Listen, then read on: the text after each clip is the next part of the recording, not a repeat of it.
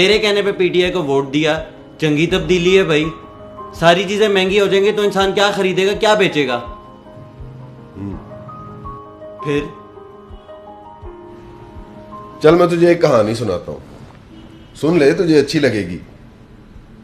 ایک بہت امیر آدمی تھا, اس کے کوئی 20 دکانیں, 3-4 گھر, کوئی 4-5 گاڑیاں اور 5 بچے تھے. ایک دن ایسا ہوا اس آدمی کا ایکسیڈنٹ ہوا اور وہ مر گیا. بچے کیونکہ چھوٹے تھے, کاروبار سنبھال نہیں سکتے تھے, تو محلے کے لوگوں نے سوچا کہ کسی ایک شخص کو ان کی کفالت پہ لگا دیا جائے. انہوں نے محلے میں سے ایک شخص کو ان کی کفالت کی ذمہ داری دے دی.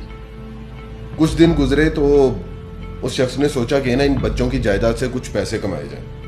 اس نے کیا کیا, ان بچوں کی جائیداد میں سے 2 دکانیں کسی تاجر کو گروی رکھوا کر تو بہت سارا قرضہ لے لی. اب اس نے اس قرضے میں سے کچھ پیسے تو بچوں کو دے دیے, باقی پیسے اس نے سارے اپنی جیب میں ڈال دیے. بچے خوش ہو گئے, ان کی ضرورتیں بھی پوری ہو گئیں, باقی پیسوں کی وہ عیاشی کرنے لگ گئے. اسی طرح اس شخص نے ان بچوں کی ساری جائیداد تھوڑی تھوڑی کر کے مختلف تاجروں کو دی اور بہت سارا قرضہ لے لیا, اور ان کا کوئی مکمل ذرائع آمدن بھی نہیں بنایا. کچھ عرصے کے بعد ان بچوں کا چچا باہر سے آیا تو اس نے ان بچوں کو ان کے حوالے کیا اور خود وہاں سے نکل گیا سارا پیسہ لے کے.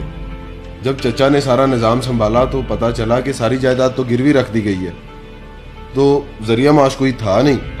چچا کو پھر مجبوراً قرضہ لینا پڑا اور بچوں کو دکانوں پر بٹھایا تاکہ وہ کاروبار بھی سنبھال سکیں اور ذریعہ معاش بھی بن سکے اور ان بچوں کا مستقبل محفوظ ہو جائے.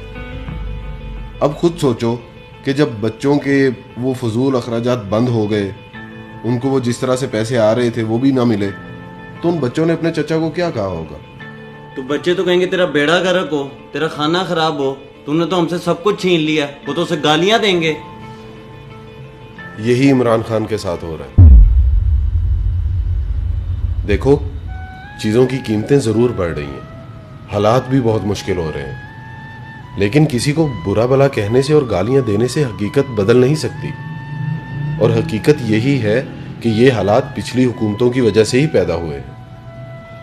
یہ حکومت اس ملک کے لیے وہ فیصلے کر رہی ہے جو مشکل ہی نہیں بلکہ بہت ناگزیر ہو چکے ہیں.